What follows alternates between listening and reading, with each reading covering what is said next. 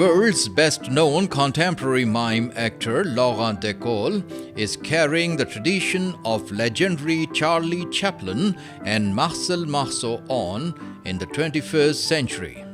During his career, Laurent Decaux has presented 2,000 shows in 100 countries. In Pakistan, he performed in 1997 at Arts Council and 2 decades later recently at Alliance Française. His pursuance for excellence is depicted in his sketch, The Thinker, who keeps on chiseling to carve a perfect form. In the park, he shows the monotony of life.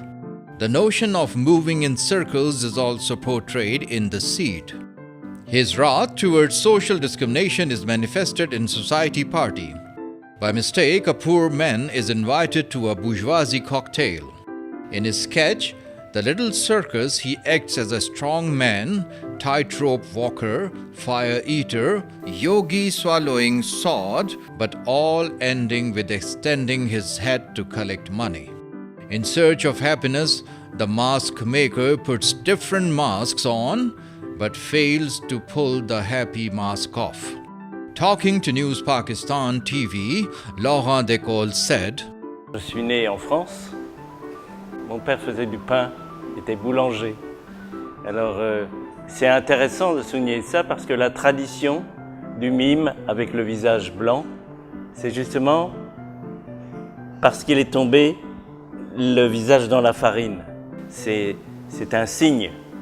Et puis, j'ai commencé des études de médecine et j'ai rencontré Marcel Marceau par hasard, qui était le plus grand mime du monde.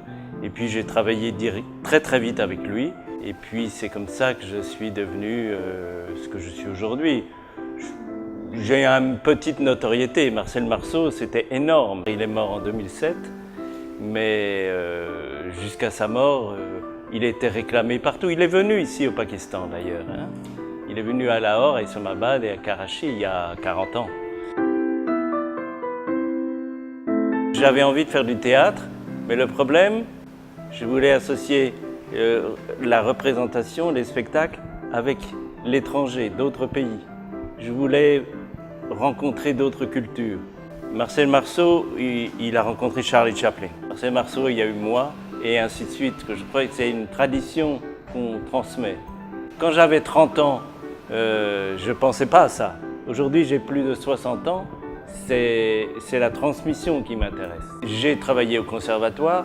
J'ai appris à être comédien, on va dire, entre guillemets, normal, avec la voix, etc. J'étais plutôt bon comédien, mais je n'aime pas ma voix. Jean-Luc Lagarce, c'est l'auteur dramatique français le plus connu au monde, contemporain. J'ai eu la chance d'être très proche de lui et quand il a commencé à écrire des pièces, il m'a fait jouer dans ses pièces. Et pour moi, c'est un énorme honneur. Mais il est mort jeune, mais aujourd'hui encore, c'est l'auteur français contemporain le plus joué au monde, le plus traduit au monde. C'était une école privée. L'école coûtait un peu cher, donc il y avait beaucoup de gens qui venaient de partout, d'Asie, principalement Japon, Corée, des États-Unis, d'Amérique du Sud. Marcel Marceau avait une telle influence planétaire que tout le monde voulait suivre des cours avec lui, quoi. Et moi, j'ai eu la chance d'être professeur dans cette école. Aujourd'hui, peut-être, je préfère enseigner, transmettre, plutôt que de faire des spectacles. Je ne pense pas que c'est une question de temps. Pour répondre d'une façon très technique, pour être performant à un niveau professionnel très élevé, il faut travailler au moins 2 ans. Il y en a beaucoup. Par exemple, en Afrique, par une succession de hasards, je me suis retrouvé à faire un spectacle au milieu d'une tribu Maasai, avec les lions qui tournaient autour. C'était formidable. Ils avaient fait un feu. Il n'y a qu'une seule race sur la Terre, c'est l'humain. Point. Donc les humains sont tous les mêmes, avec des toutes petites différences de personnalité. Donc quand on leur montre quelque chose, la joie, la souffrance, l'espoir, tout le monde comprend. J'écoute au moins une fois par semaine depuis 5 ans Nusrat Harika. Cette musique me touche beaucoup et je pense que le prochain spectacle, je vais mettre ce genre de musique aussi. Mon fils, il est né en France, il est français. Pour son travail et ses études, il est allé à Londres. Aujourd'hui, mon fils, il est anglais. Il pense comme les Anglais. Alors le deuxième, il vit en Thaïlande. Quand je dis à mes amis, avant de partir, j'ai dit je vais au Pakistan, tout le monde m'a dit au Pakistan? Qu'est-ce que tu veux faire au Pakistan? Je lui ai dit mais j'ai pas de problème avec le Pakistan. Oui, mais c'est dangereux, il y a des terroristes. Voilà, tout le monde dit ça. Aujourd'hui, d'un strict point de vue statistique, la plus dangereuse du monde, ce n'est pas Lahore ou Karachi, c'est Paris. Moi, je n'ai pas peur du tout de venir au Pakistan. D'autant plus que j'aime beaucoup la culture pakistanaise. Je suis venu il y a 20 ans. Quand j'ai appris que je revenais, c'était avec un immense plaisir. J'ai un grand souvenir du Pakistan. J'ai l'intention de revenir encore une fois.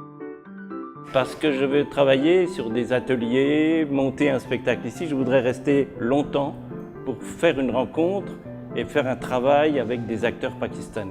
En France, on est 60 millions d'habitants. Ça veut dire c'est seulement 3 fois Karachi. On est en train de penser avec